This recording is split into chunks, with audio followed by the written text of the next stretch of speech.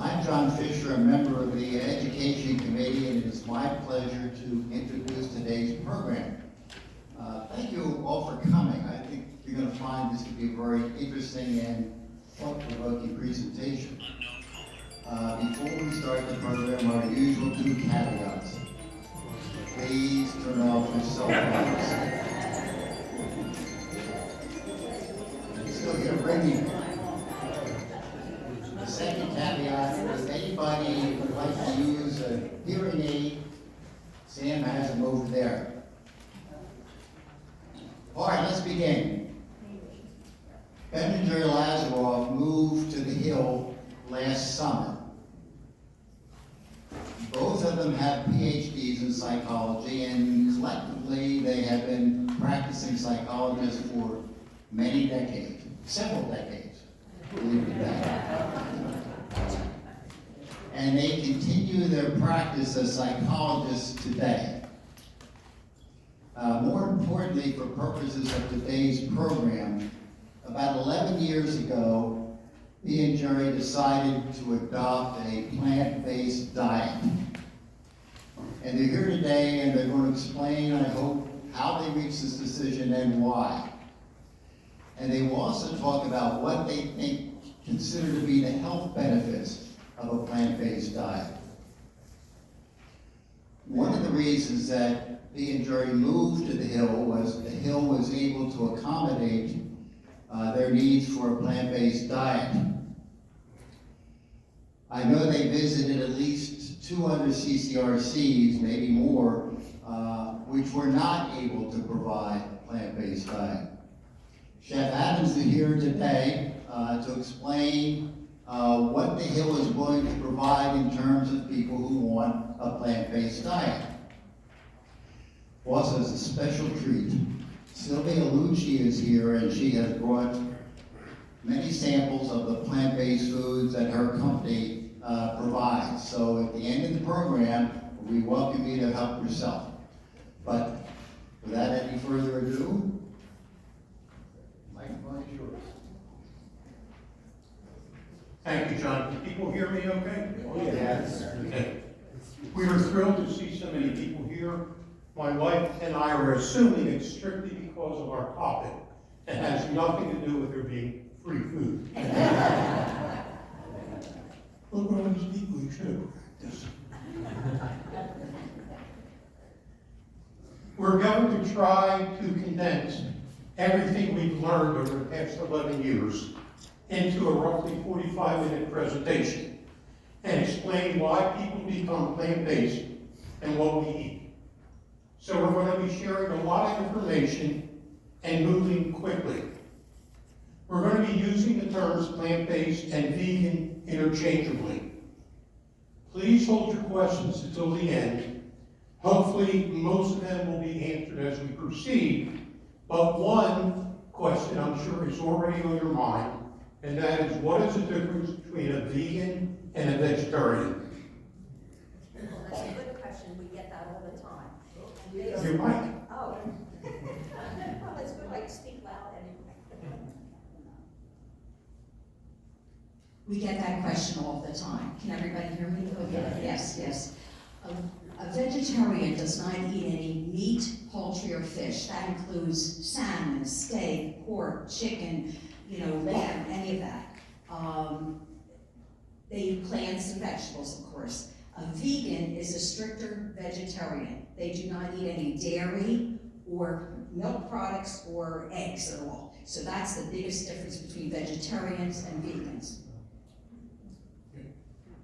Eating a plant-based diet is a subject we feel very passionate about and are sharing with you today because you have now become our extended family. I don't plan to speak very long because while I was never trained in hypnosis as a psychologist, people tend to fall asleep the longer I talk. Instead, we're going to be showing you a series of videos of some of the most well-known, influential, and respected plant-based physicians, many of whom have been instrumental and are becoming plant-based. You will soon understand why the title of our presentation is Let Food Be Thy Medicine. Hippocrates was also the Greek physician who developed the Hippocratic Oath. Fortunately, modern-day science is finally catching on to what he meant, let food be thy medicine. We tend to parent the way we were parented. We also typically follow the same religion to which we were exposed growing up. And unfortunately, we continue to eat the way we were fed during childhood. But as Bob Dylan said in his well-known song, the times they are a-changing. And you're about to learn why the standard American diet, which is what most people eat, is actually injurious to your health. We don't know how receptive you'll be to what we're about to present. What someone eats is very personal, and it's similar to trying to discuss one's religious or political beliefs. In addition, as we age, we become more set in our ways. So those of you in your mid-80s and older may feel that you've lived this long eating whatever you like, so why change? We understand. But at the very least, at the end of our presentation, you'll hopefully have a greater understanding of why the plant-based movement is gaining in popularity and be able to talk about it more knowledgeably with your grandchildren and others. We want to reassure you that we will not comment on what you eat when you dine with us. Nobody likes to receive unsolicited advice. Still, when we first moved in here, I foolishly asked my male dining counterpart what his reaction would be if I looked at his plate and said, you know, you really shouldn't be eating that. Well, unfortunately, I chose the wrong person. It was Dr. Bob Chernoff. And as you know, Dr. Chernoff has no problem speaking his mind. So he said to me, if I ever tried to comment on what he was eating again, it would be the last time we share a meal together. So and we ate within 2 nights ago. Everything went well because I basically stayed in my lane. I want to thank Brian Martin for his expert assistance with this presentation. Without his help, this wouldn't be possible. Okay, let's move on to why a plant-based diet is important. Dee is now going to briefly summarize several recent studies and press releases about plant-based eating. And this is not going to be on the test.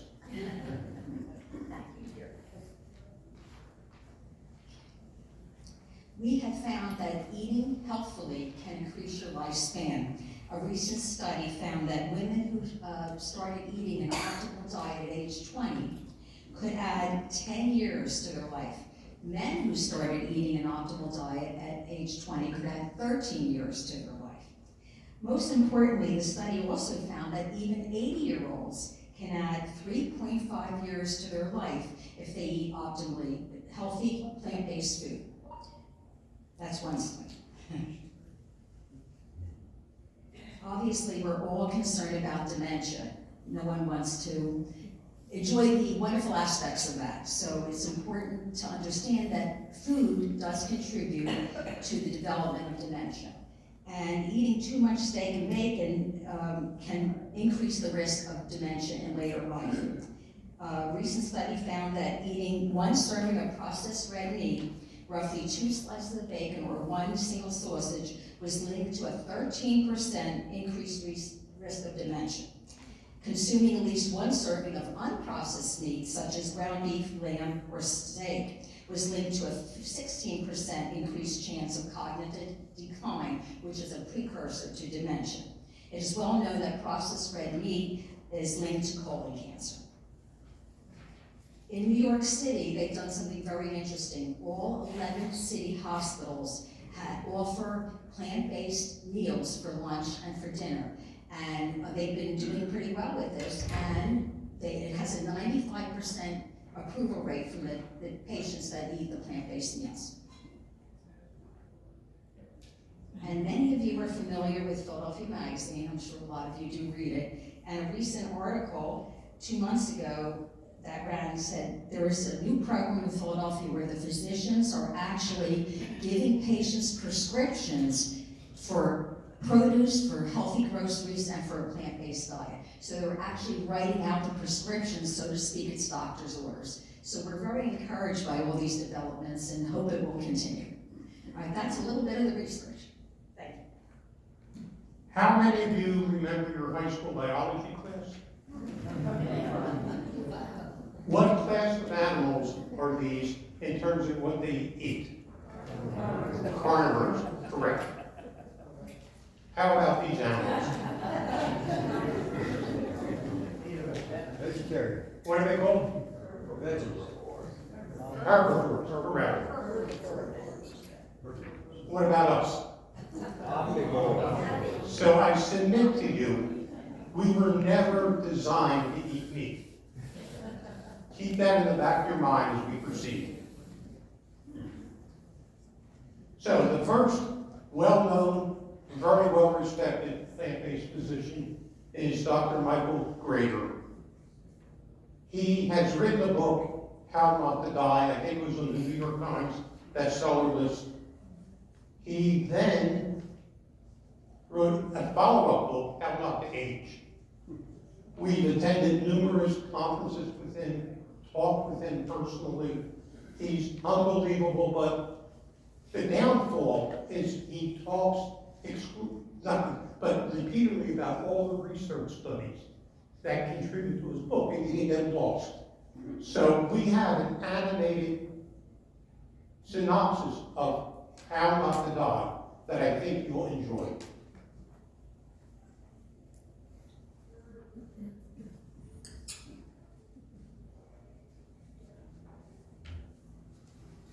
It all started with my grandma.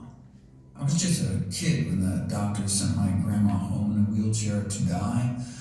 Diagnosed with end-stage heart disease, she already had so many bypass operations that the surgeons essentially ran out of plumbing. Confined in a wheelchair, crushing chest pain, her doctors told her there was nothing more they could do. Her life was over at age 65. But then she heard about Nathan Pritikin, one of our early lifestyle medicine pioneers, and what happened next was documented in Pritikin's biography. He talks about Frances Greger, my grandma. It was a live-in program where everyone was placed on a plant-based diet and started on a graded exercise regimen. They wheeled her in, and she walked out. In a few weeks, she was walking 10 miles a day, went on to live another 31 years till age 96, to continue to enjoy her 6 grandchildren, including me. Her miraculous recovery not only inspired one of those grandkids to pursue a career in medicine, but granted her enough healthy years to see him graduate from medical school. So it's really all thanks to her. During medical training, I was shocked to find out that this whole body of evidence on reversing chronic disease with lifestyle changes, opening up arteries without drugs, without surgery, was being largely ignored by mainstream medicine. Wait a second, effectively the cure to our #1 killer could get lost down some rabbit hole and ignored. What else might there be buried in the medical literature that could help my patients? I made it my life's mission to find out. That's what led me to start nutritionfacts.org, and that's what led me to write the book, How Not to Die. Surveys show people wildly overestimate the power of pills and procedures to keep them healthy. For example, patients believe cholesterol-lowering statin drugs are about 20 times more effective than they actually are in preventing heart attacks. No wonder most people continue to rely on drugs to save them. But our leading killers aren't caused by drug deficiencies. The dirty little secret is that most people surveyed said they would not be willing to take many of these drugs if they knew how little benefit these products actually offered. Whereas cleaning up our diets is not only safer and cheaper, but can be more effective in preventing, arresting, and reversing some of our leading causes of death, because you're treating the actual cause of the disease. Each year, the CDC compiles the 15 leading causes of death, and so I have a chapter on each. How not to die from heart disease, how not to die from lung disease, how not to die from brain diseases, digestive cancers, infections, diabetes, high blood pressure, liver diseases, blood cancers, kidney disease, breast cancer, suicidal depression, prostate cancer, Parkinson's disease, and how not to die from so-called iatrogenic causes, which is essentially death by doctor. That's the first half of the book, and the good news is that we have tremendous power over our health, destiny, and longevity. The vast majority of premature death and disability is preventable with a plant-based diet and other healthy lifestyle and behaviors. I didn't want to just write a reference book, though. Yes, there's thousands of citations to peer-reviewed scientific papers, but I also wanted to be a practical guide on translating this mountain of evidence into day-to-day decisions. And so that's what became the second half of the book. First, I started out with a traffic light system to classify everything to red light, yellow light, and green light foods. Though there are exceptions, I talk about the best available balance of evidence suggests the healthiest diet is one that minimizes the intake of meat, eggs, dairy, and processed junk, and maximizes the intake of fruits, vegetables, beans, split peas, chickpeas, lentils, legumes in general, whole grains, nuts and seeds, mushrooms, herbs and spices, basically real food that grows out of the ground. These are our healthiest choices. Some foods, though, have particular medicinal qualities, and so I then center my recommendations around a daily dozen checklist of all the things I try to fit into my daily routine. So, for example, I recommend a quarter teaspoon of the spice turmeric a day, a tablespoon of ground flax seeds, berries every day, greens every day. I talk about the healthiest beverages, the healthiest sweeteners, how much exercise to get. The whole daily dozen list with recommended serving sizes is available as free apps for both Android and iPhone. Just search for Dr. Greger's Daily Dozen. There's only one diet that's ever been proven to reverse heart disease in the majority of patients, this plant-based diet. If that's all a plant-based diet can do, reverse the number one killer of men and women, shouldn't that be the default diet to prove it otherwise? And the fact that it can also be effective in treating, arresting, and reversing other leading killers like high blood pressure and type 2 diabetes would seem to make the case for plant-based eating simply overwhelming. Most deaths in the United States are preventable and related to nutrition. According to the most rigorous analysis of risk factors ever published, a global burden of disease study funded by the Bill and Melinda Gates Foundation, the number one cause of death in the United States is our diet. The number one cause of disability is our diet, which is now bumped tobacco smoking to number two. Smoking now only kills about 500,000 Americans every year, whereas our diet kills hundreds of thousands more. So obviously, nutrition is the number one thing taught in medical school, right? The number one thing your doctor talks you about at every visit, right? How could there be such a disconnect between the science and the practice of medicine? Doctors have a severe nutrition deficiency in education. Most doctors just never taught about the impact healthy nutrition can have in the course of illness, and so they graduate without this powerful tool in their medical toolbox. There are also institutional barriers such as time constraints and lack of reimbursement. In general, doctors aren't paid for counseling people on how to take better care of themselves. Of course, the drug companies also play a role in influencing medical education and practice. Ask your doctor when's the last time they were taken out to dinner by Big Broccoli. Probably been a while. It's like smoking in the 50s. We already had decades of science linking smoking with lung cancer, but it was largely ignored because smoking was normal. Most doctors smoked. The average per capita cigarette consumption was 4,000 cigarettes a year, meaning the average American smoked a half pack a day. The American Medical Association was reassuring everyone that smoking in moderation was just fine. There was the same disconnect between the science and public policy. It took more than 25 years and 7,000 studies before the first Surgeon General report against smoking came out in the 60s. And you think maybe after the first 6,000 studies, it could have given people a little heads up or something? Powerful industry. And today's meat, sugar, dairy, salt, egg, and processed food industries are using the same tobacco industry tactics to try to twist the science and confuse the public until the system changes. We have to take personal responsibility for our own health, for our family's health.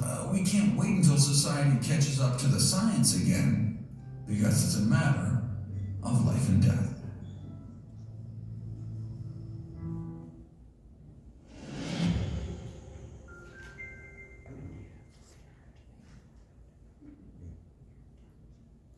You'll hear from Dr. Grader later on as well. Now, there's going to be a video by Dr. Michael Clapper. We had the pleasure of dining with him one night at a conference we attended. And he is one of the most well-known, well-respected plant-based physicians.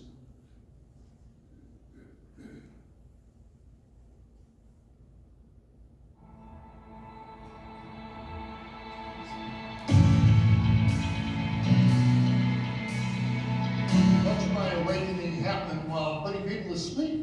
Actually, I was working in Vancouver, British Columbia in 1981. I was at the Vancouver General Hospital. I was a resident in anesthesiology. As you can see, I have not changed a bit. And I found myself on the cardiovascular anesthesia service, and day after day I'm putting people to sleep. And I'm watching surgeons operate on arteries in their neck and their heart, all over their body.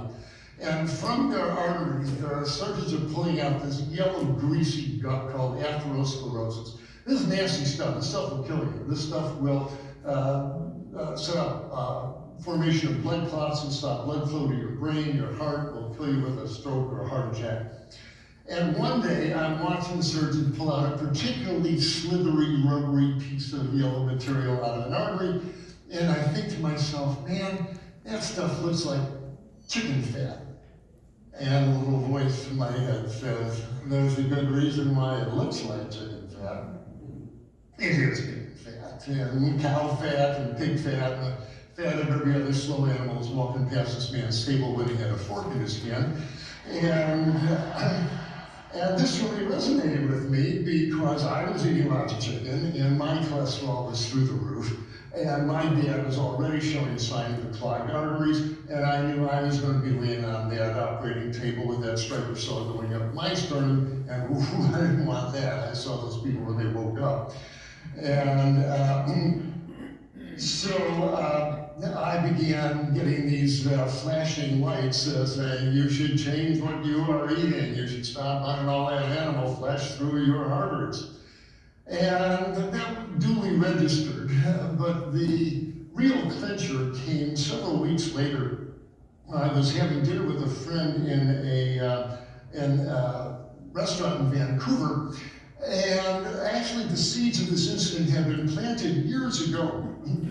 There were already literature reports in the medical journals that people could reverse clogged arteries with a plant-based diet. This one was published in 1977. Dr. Dean Ornish had already published studies showing that you could reverse this plaque out of your arteries with a plant-based diet. Adopted a plant-based diet. It wasn't a big sacrifice. Had oatmeal and fruit in the morning with some rice milk on it. Lunches and dinners, big colorful salads, hearty vegetable soups, Oriental stir-fries, Indian curries, big plates, steamed green yellow vegetables, lots of colorful food for dessert.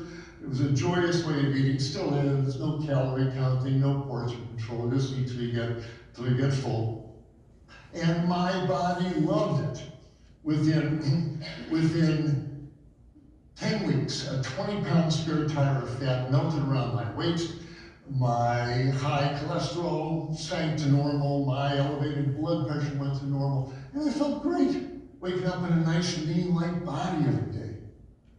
And at that point I realized I was 6 months away from finishing my residency, but as much as I loved anesthesia, I knew I didn't want to be an anesthesiologist and spend all my time putting people to sleep, literally.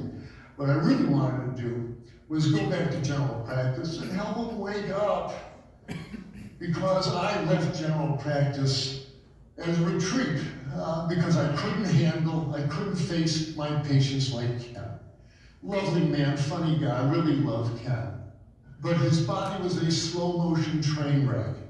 60 pounds past obese, on 2 medications for blood pressure, on insulin, metformin for his diabetes. His lipids were over the moon. He hadn't had an erection for years because his arteries are so clogged up.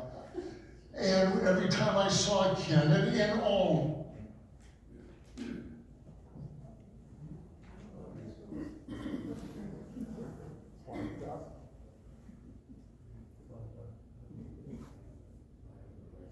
is ill. His wife Karen is the mirror image of him. And on this morning, doctors all over North America and in Australia, New Zealand, UK, where everybody's got a waiting room full of Kens, because this is who we've become in recent decades. And I would feel like a fraud every time I interacted with Ken. I didn't know what to tell him. You ought to lose some weight, Ken. Eat a little less. You ought to walk a little bit more. And I'd fiddle with his insulin dosage. And as he was leaving the office, I would mumble under my breath, and please don't have your stroke when I'm on call. And this was the kind of medicine I was practicing. And like so many doctors are practicing, and it's so disheartening. Because we know we're really not helping. We're just presiding over the slow motion demise of these patients. Well, after my nutritional revelation, I knew what to tell these patients. Because Ken and all the diseases they bring to us, the obesity and the diabetes and the high blood pressure and all the inflammatory diseases, we're told that these are chronic diseases you can't get rid of, you manage them. And doctors have become disease managers. We manage high blood pressure, we manage diabetes. I knew of any doctor who filled out his medical school application and said, my burning desire in life is to write prescriptions and manage chronic disease.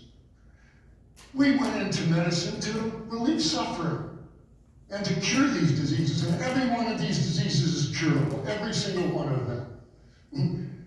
Every doctor who practices lifestyle medicine has a stable full of patients who used to have diabetes, who used to be obese, who used to have asthma. All these diseases go away. But if you talk to the learned professors or you open up the medical textbooks to find the cause of these diseases, you're going to concentrated sugars. This injures us on every level. And if you decide, you choose to put a piece of meat in the middle of every meal, and that's how most Westerners eat. Hey, where's my protein? Gotta have meat at every meal. And if you choose to eat in that manner, you are choosing to add a particularly toxic brew of molecules into your bloodstream hour after hour of this concentrated sugars, this meat at every meal. And if you choose to eat in that manner, you are choosing to add a particular, choose to eat in that manner, you are choosing to add a per hour, day after day, month after month, year after year, and it has effects. I'm trying to move along to shorten it. Meal changes us on a genetic, molecular level. In this digital age, we can't be shocked to realize that food brings in not only nutrients, it brings in information. The science is called nutrigenomics. It's how your food turns your genes on and off. And we can't pretend this is not happening. This is where inflammation starts. This is where cancer starts. This is where immunity resides. This is where healing begins if we turn on the right genes with our food. People blame their genetics. Oh, my dad had a heart attack at age 56. I was going to get one too. Yeah, if you run the same food through your tissues, you'll create the same diseases. But in one sentence, to free you from the idea that you're genetically predetermined to get these diseases, your genes may load the gun, but your diet and your lifestyle pull the trigger. Whether that disease actually manifests in your body depends on the molecules you're flowing through your tissues day after day. Just to practice medicine without appreciating what the patient's diet is really doing to them puts the doctor in a position like the blind man and the elephant, where the blind men grab a different part of the elephant, each has a different part of the same elephant, but nobody has an idea what the whole elephant really is. Well, that's the problem with modern medicine. All of these specialists are in their cubicles looking at the body from all their given viewpoints, and they're trying to figure out the molecular mechanisms, when the reality is that it's what our patients are eating. The Western diets become so toxic that these molecules bubble up through all the organ systems. And the internist sees the high blood pressure, and the endocrinologist sees the type 2 diabetes, and the physiatrist sees the sore joints, and the rheumatologist sees the autoimmune diseases, and the dermatologist sees the psoriasis, and the gastroenterologist sees the colitis and the Crohn's disease. They're all looking at the same disease, is what our patients are eating. It's the food, it's the food, it's the food, and we can't pretend it's not. But when's the last time you went to the doctor and the doctor says, take me through your eating day, what do you have? Breakfast, lunch, and dinner, I'm really interested in your diet. Anybody have a doctor ask you that? Why not? That's the real issue. Because if a patient goes on a whole food plant-based diet, then we at least owe them the information. 30 days, 60 days, 90 days of that fuel mix, the changes are spectacular.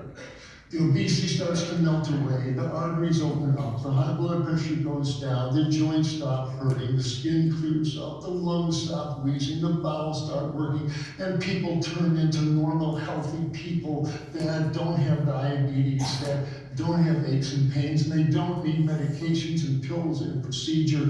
You just see them at the health food store in the bike path, which is really just where I want to see them.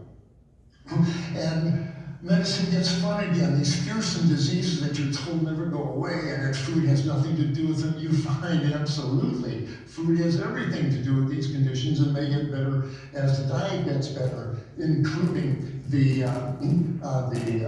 artery disease. The plaques that are in this artery, well, a whole food plant-based diet melts away. How much longer can doctors pretend that food has nothing to do with these diseases? It is unfair and unethical to withhold this information from our patients. In fact, we are instructed by the Medical Association to give our patients this relevant knowledge. Medicine becomes fun again when that happens. It certainly happened to my patient, Ken. The body thrives on a whole food plant-based diet, and so does the earth. Because the reality is that our flesh-based diet, the industrial production of animal flesh, is the driving force behind every one of the major environmental destructive forces we face today. This is why the forests are being cut down to make grazing land and cropland for beef. This is where the water is going. This is what's polluting the water. And 70 billion animals raised for slaughter every year are all breathing out carbon dioxide and belching out methane. And our thirst for flesh, our hunger for flesh, is really what's driving so much of the destruction we're seeing. I urge people to go to the website, Comfortably Unaware, and educate yourself about how our meat consumption is really driving this poor bear onto this melting iceberg, and strip mining the ocean is not a help. But if we change our diet, we will need so much land less to feed everyone with a plant-based diet that the forests will come back, the soils will stabilize, the water will get pure, this earth will heal, and the chances for a livable future for our kids will increase. I urge everyone to go to pcrm.org, educate yourself, and especially the physicians. There's lots of good CME information there. Check out videos like Forks Over the Knives, Eating You Alive, and What the Health. Doctors all over the world are waking up. Check out the Plantrition Project. You'll find there are thousands of plant-based doctors now all talking to each other as a new era of plant-based medicine is dawning. I'm doing what I can. I'm going around to medical schools and talking to first, second, and third year medical students about, and giving them the lecture I wish someone had given me when I was a first year medical student, saying it's what your patients are eating. Ask them about your diet. You can cure these people.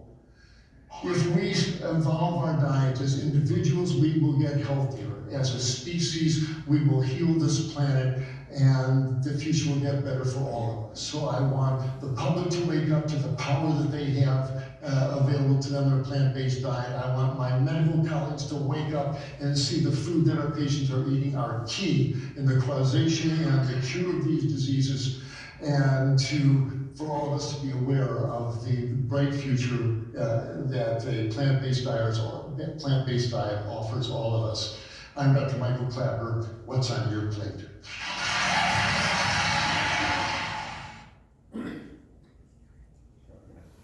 All right, there's a couple more, and I'm not trying to engage in overkill, but there's going to be 5 other short videos of also well-respected, well-known plant-based physicians talking about and being plant-based.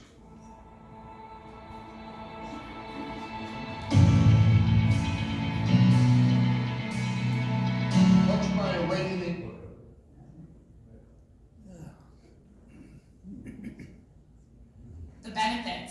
foods plant-based diet are gaining popularity, and there is significant evidence to back it up. A 2014 diet patterns and mortality study, funded by the American Cancer Society, outlined that the common factors to a long, healthy life is a diet rich in fruit, vegetables, legumes, and whole grains. Extensive research has shown reduced risk factors and even a reversal for type 2 diabetes and cardiovascular disease when following a plant-based diet. Given the evidence, it is no surprise that the medical community is recognizing the value of going plant-based. Here is why these 7 leading doctors are vegan. Number 1, Dr. T. Colin Campbell. Dr. T. Colin Campbell is a biochemist with a special interest in the relationship between nutrition and long-term health. He's well known for his book, 2004's The China Study, the most comprehensive epidemiological study of health and nutrition. His biggest focus is on cancer development and how environmental factors such as diet can turn on or off cancer genes. As he discovered in his ongoing research for the China Study and beyond, nutrition is the most effective medicine. According to Campbell, a whole foods plant-based diet is the best approach. So if you want to keep one take-home message in all of this, is the one that we find the most difficult with most people. Don't eat animal food. There's nothing there that we need. Number 2, Dr. Danielle Belardo. Dr. Belardo is a cardiology fellow at the Lankenau Heart Institute in Wynwood, Pennsylvania, and she is a board-certified physician. She is well known on social media as the Veggie MD and as the host of the popular podcast, Nutrition Rounds. In an April 2019 episode with Dr. Shivam Joshi, Dr. Belardo speaks to the power of a plant-based diet for her patients. If someone jumps straight into a whole food plant-based diet, I find that I almost have to keep them monitored very closely because sometimes their blood pressure drops so fast it's before their next follow-up and we need to start removing medications. Dr. Belardo helps her patients by advocating for lifestyle modifications, including a plant-based diet in addition to traditional medicine. She views nutrition as a foundational tool to preventing and reversing cardiovascular disease. Number 4, Dr. Angie Sadeghi. Dr. Sadeghi is a gastroenterologist in Newport Beach, California. She was a vegetarian for 12 years before adopting a vegan diet in 2014. After eliminating dairy from her diet, her chronic health issues of eczema and fibromyalgia symptoms completely disappeared. Dr. Sadeghi encourages a plant-based diet for a healthy colon. When discussing constipation, an issue that afflicts at least 20% of the American population, she suggests a plant-based diet. For slow transit constipation, which is the majority of the cases, remember, increasing their fiber will help, and actually avoiding meat and dairy will help. She also highlights the detriment of a diet high in animal products. Number 5, Dr. Michael Greger. Dr. Greger is well known as the vegan doctor behind nutritionfacts.org. The website offers free research-based nutrition information. He has also penned the famous 2015 book, How Not to Die, in which he outlined the foods to eat for optimal health. Hint, they are all plant-based. The physician also has a free app available called Dr. Greger's Daily Dozen, which outlines a checkbox list of foods to consume daily. The list of foods I try to fit into my daily diet grew. I made a checklist and had it up on a little dry erase board on the fridge and make a game out of ticking off the boxes. This evolved into my daily dozen, the checklist of all things I try to fit into my daily routine. Eating an array of fruits and vegetables reduces the risk of disease. Number 7, Dr. Neil Bernard. Dr. Bernard is a medical doctor, adjunct associate professor of medicine at George Washington University School of Medicine, and the president of the Physicians Committee for Responsible Medicine.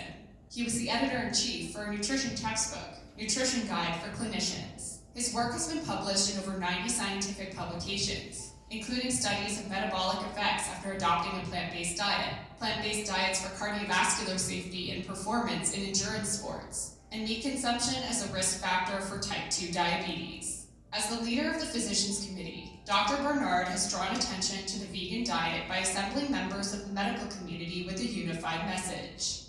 In 2018, PCRM doctors flocked to the White House. What simple step can you take right now that will protect your health, reduce your risk of diabetes, obesity, and heart disease, cut healthcare costs, and protect the environment?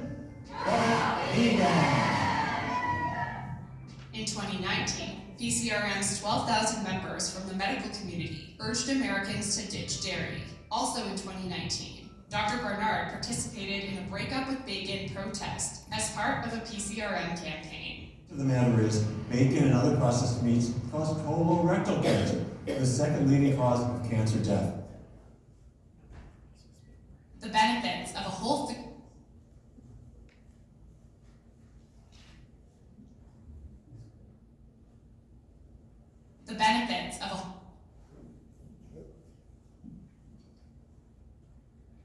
And I think what we're going to move on to now, instead of what you should eat, what you should eat. After hearing all these positives of the vegan diet, maybe you're considering making the change. Here's a quick crash course for someone interested in adopting a vegan diet. Going vegan can seem very daunting. The idea of checking labels and finding new recipes is all part of the process. The first step with a diet change is to educate yourself. Plant-based diets need to be well planned. One of the most important things for vegans is to eat enough. Whole plant foods are much less calorically dense than animal plant foods, and under-eating can leave you dizzy and weak. After clearing up any misconceptions that you might have, start planning substitutes for your animal products. Turns out there's a vegan alternative for just about anything. Let's look into some potential vegan substitutes. Instead of cow milk, vegans can use almond, hazelnut, oat, hemp, rice, coconut, or soy milk alternatives. Some alternatives for eggs are tofu, applesauce, and flax seeds. Meat can be substituted with tofu, cauliflower, chickpeas, beans, lentils, or textured vegetable protein. There are many apps available, such as Chronometer, that can help ensure. I'm going to move on to save some time. This is another video that shows what we can eat.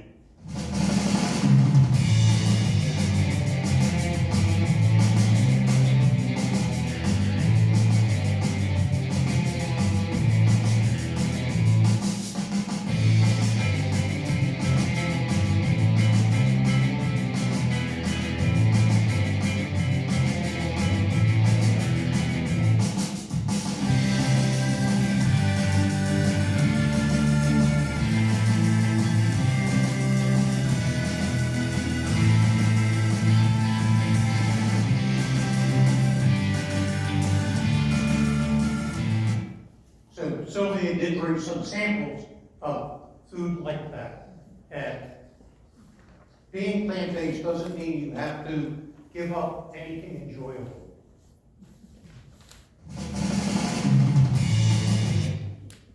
So I think you might enjoy this next short video. I believe when you get older, you should have magic moments and passions, because older people have to have something to look forward to, something to be ready for, something to care about. Meet the incredible Julia Hawkins, a 108-year-old athlete who has set track and field records, becoming a true inspiration. Known as Hurricane Hawkins for her remarkable speed, Julia started running at the age of 100 and has since broken records in the 100-meter and 200-meter races. Her story shows that age is just a number, and many wonder how she maintains her energy and health at such an advanced age. Now, let's dive into the good stuff.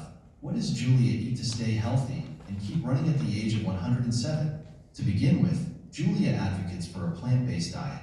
She enjoys fruits and vegetables and believes they are essential to her energy and longevity. Scientific research supports this idea, showing that a plant-based diet can potentially add up to 10 years to your lifespan. According to a 2022 study by Professor Fans and his team at the University of Oregon, the most beneficial diet includes legumes, whole grains, nuts, vegetables, and fruits. This conclusion is based on data from over 7,000 doctors and scientists worldwide. Similarly, research from institutions like Cornell and Harvard universities has shown that the risk of early death decreases simply by substituting animal products with plant-based alternatives. Julia's lifestyle, with a focus on whole, plant-based foods, is a testament to how a thoughtful diet can fuel not just longevity, but extraordinary feats, like Unfortunately, last October, she passed away. I think she was 108. So that's quite remarkable.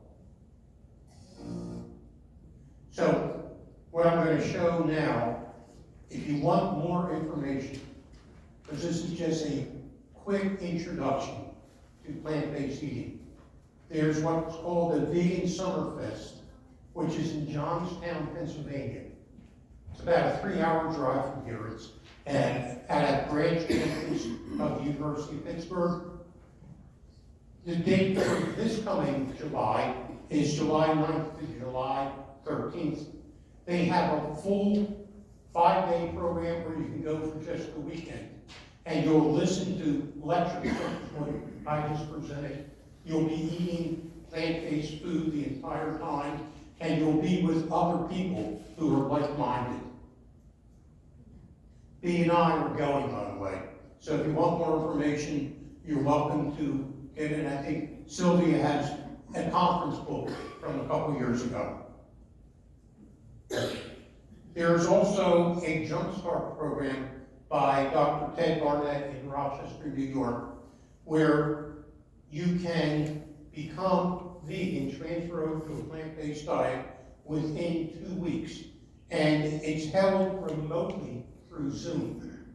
So if you're interested in that, approach us, because we can get you a discount for that program.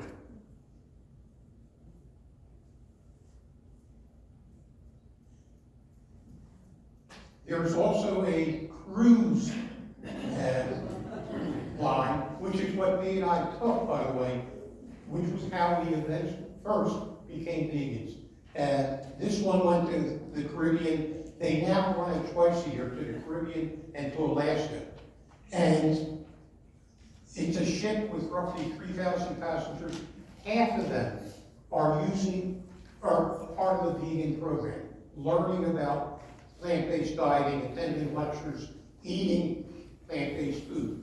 The other half are regular ship cruise passengers, and they eat off the regular ship menu.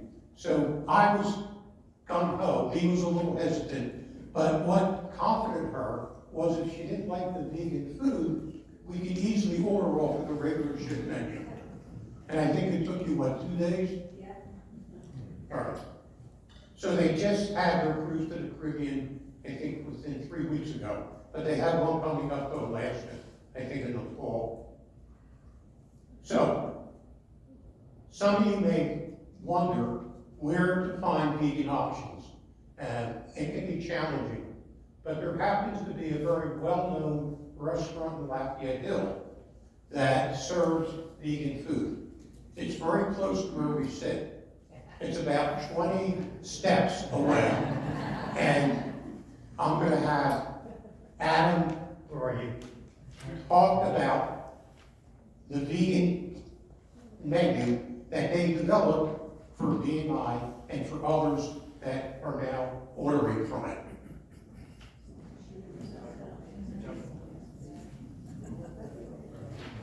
Mr. Lazaroff, ready?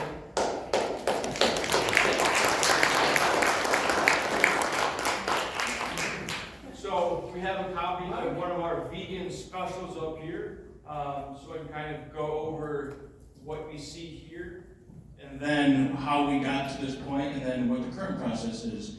So right here we have a weekly menu for our vegan specials, and we developed this, when did you move in again? July. So for those of you who don't know or don't remember, I left the Hill briefly and came back in July. So they had started almost right around the same time that I got back. So there was some groundwork in place with these menus, and then after I got back, we kind of took it and expanded it into what we see now. So the idea is that through some trial and error, we have some proven vegan items that are the right fit, they're flavorful, they're healthy, they're fairly easy to produce. So that way, every day for a 4-week period, just like our special recycle menu, we have a different vegan entree, and then on top of that, a vegan appetizer. Typically, we have a salad that is fixed to be vegan, whether it's substitute a cheese, omit an egg, or etc. So Currently, we have about 10 people that are interested in the vegan program. So what we've developed is a list. So anyone who is interested in the program, please come see myself or Patrick, and then we will get you on an email list where you email this menu on a weekly basis. You can email it from Stephanie Bradley and most of you know, and we'll email it out every Friday for the following week.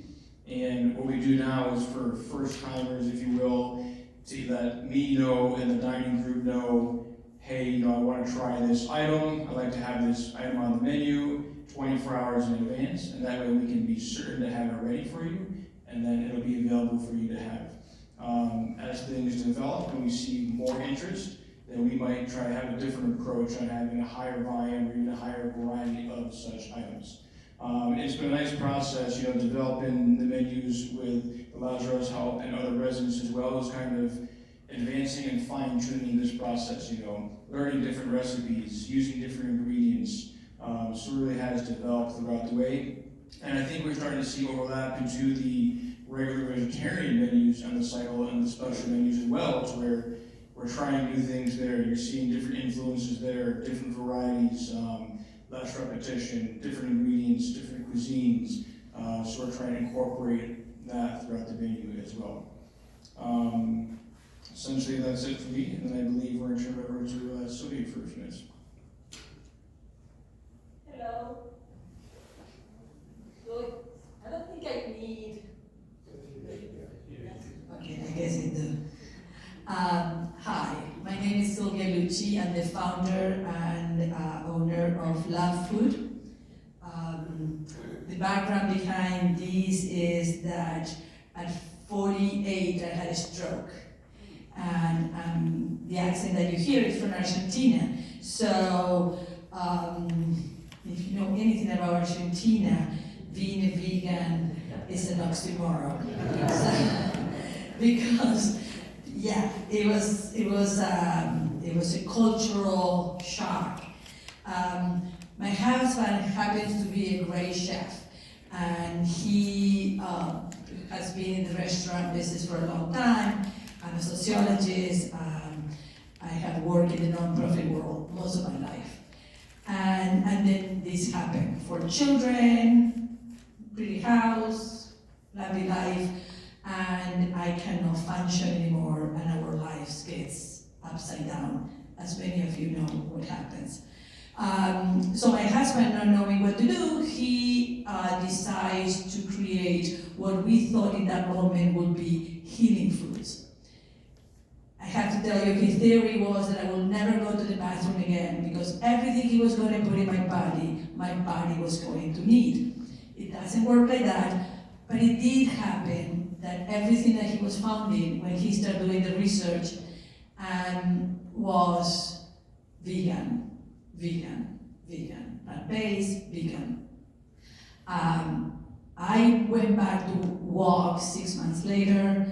We went vegan 2 weeks after my stroke. My face was deformed, my whole body was affected. I was walking in inches, and 6 months later, it's literally exactly what you see right now. And most of the doctors were talking to me about, oh, you were lucky, you were lucky. And there was something about that it didn't feel that good, and we never stopped. And then, as we had a couple of restaurants, then people would come to me and said, when they start seeing the journey, people would say, what did you do? People literally would come to eat at our restaurant I would be sitting down there, and they would say, what did you do? Oh, I'm just vegan. That was my answer. Oh, I'm just vegan. I just became vegan. And then people start asking us, can I buy your foods? And we have a restaurant for almost 30 years. So our customers were our friends. And somebody, the first customer she said, Jean has cancer, it was her daughter, and of course I'm gonna give it to you. And then somebody says, John has had a heart triple bypass, something like that. Of course I'm gonna give it to you.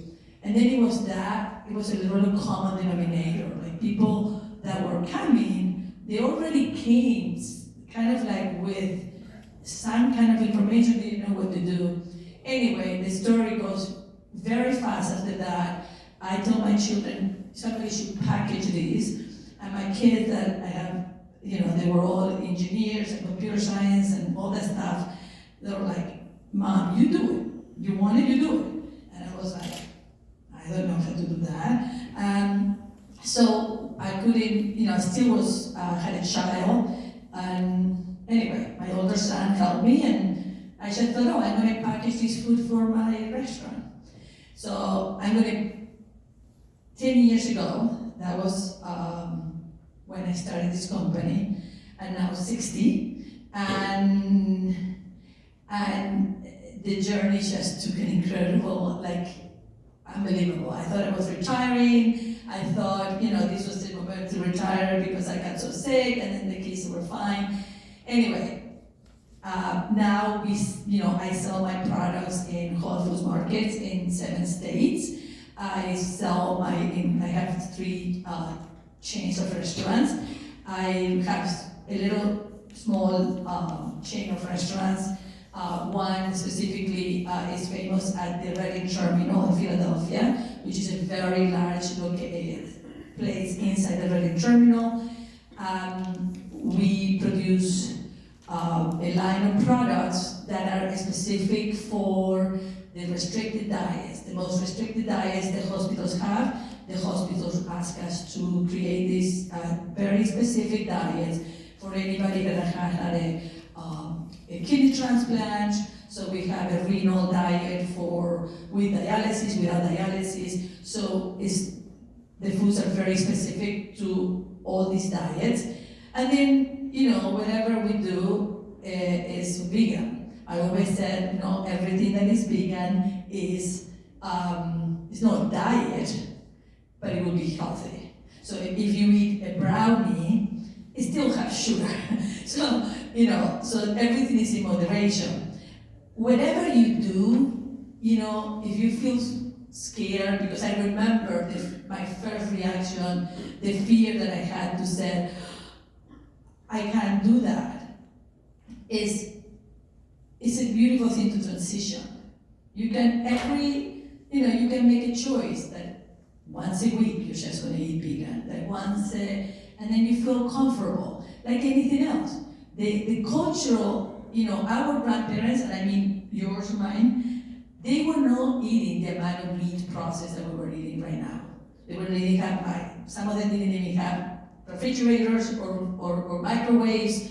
So our lifestyle that we believe as so cultural, so part of ours, is not really how it was. So our children now are teaching us. My kids were like, Mom, that Mom, okay, so insulting, Mom, and they roll their eyes about how you eat and what you're doing. And then all of a sudden, they were right. So I just want to introduce you to this. Today, the company, last year, my company was selected by Goldman Sachs to represent the 80 million businesses of America. So if you would have gone to Times Square in the month of September, every 3 minutes you would see my face and my company love being the image of Goldman Sachs. Then we received in 2 years ago a congressional flag as an immigrant. It's one of the most precious moments of my life. So I received a congressional flag for our contribution to the health of America. I've been in this country for almost 40 years, and that was very good.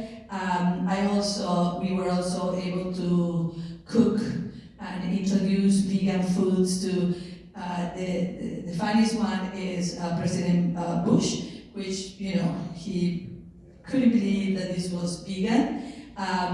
Warren Buffett, Michael Bloomberg, and it's interesting how these big, fancy, smart, people in our life, they're all making this choice because because they're all receiving this information.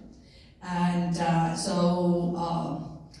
recently a very famous singer, but I didn't know, so I don't think you guys will know either, but she's a famous pop musician.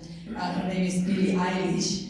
And she came to Philadelphia and she named Love her favorite restaurant and told everybody before her concert to go to my restaurant to eat.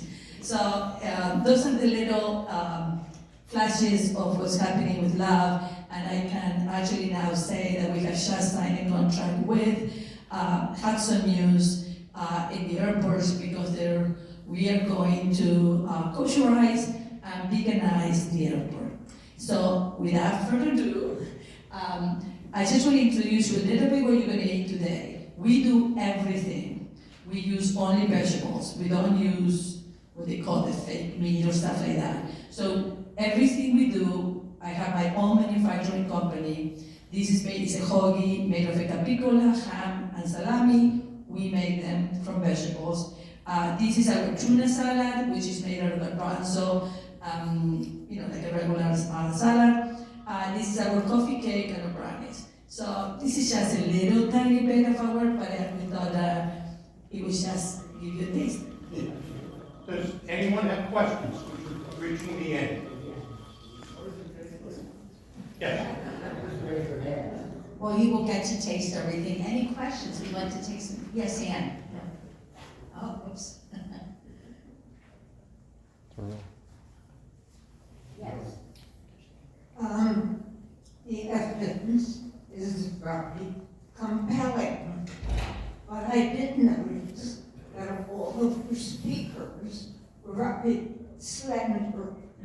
So I do think there are other factors at work here, like genetics, and so it has to be a whole lifestyle rather than just food oriented life. Exercise is a key component. True. Genetics, exercise, what you eat, all of it combined to hopefully give you a better lifestyle and a better result. My question is about pasta. I saw no pasta anywhere. But I do see on Wednesday's menu, I can read it, it says bucatini, primavera. So my question is about pasta, because of all the pictures, I saw no pasta. And I can't see why pasta would be excluded. No, pasta, we eat pasta, as long as it's not made with egg or any dairy. Chef Adam, do you want to say anything about that? Or? Yeah, most of the pasta we get here, aside from some of the specialty pastas, are not made with egg. That's intentional, so we have that flexibility. Not made with egg. They're not made with egg. So if it's not made with egg, it's vegan. Okay, thank you. So my situation is, I've been a vegan since 20, or I've been trying to. We lived in Colorado then, in Boulder. It was easy to go out from here and get them vegan. Here on the East Coast, it's much more challenging. I mean, we live in Princeton now. So the thing that is to get enough protein in your daily meals. That is what I find the greatest challenge, especially if I'm traveling, and then I switch to cheese. That seems to be an easy and fast source of protein. How do you do it? You seem to travel. Well, we've traveled many, many places, and we follow the vegan plan. We eat beans, we eat all kinds of vegetables, have tons of protein in them. And we've done fine with that. All our blood work is fine and everything, so there's, yeah. I believe that. I mean, okay. Well, I just think It's not easy though. It's not easy all the time. Yeah, it's not easy all the time. My question is really to the chef. I had a big problem. I didn't know that this menu existed. My problem is that I cannot tolerate milk products or eggs. And I find it very difficult to find on the menu every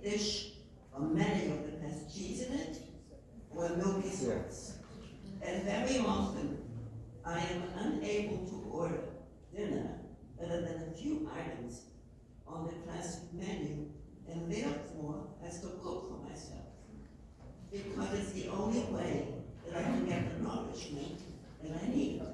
What I would suggest, is reach out. A lot of the menu items are designed to be having things removed from them so that it can either meet one of those needs. A sauce on the side or unbreaded, just to give you a few examples, but please reach out to myself or someone on the dining team and we can go through those options with you.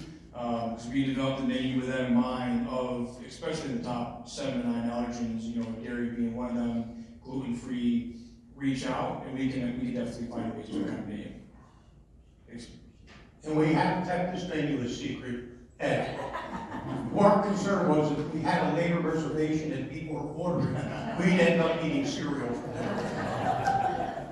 Any other questions? Is there a way to get a copy of that sample here? Yeah, you can sign up and send Adam, Chef Adam, or Patrick an email. Yes. And they'll get you on the list.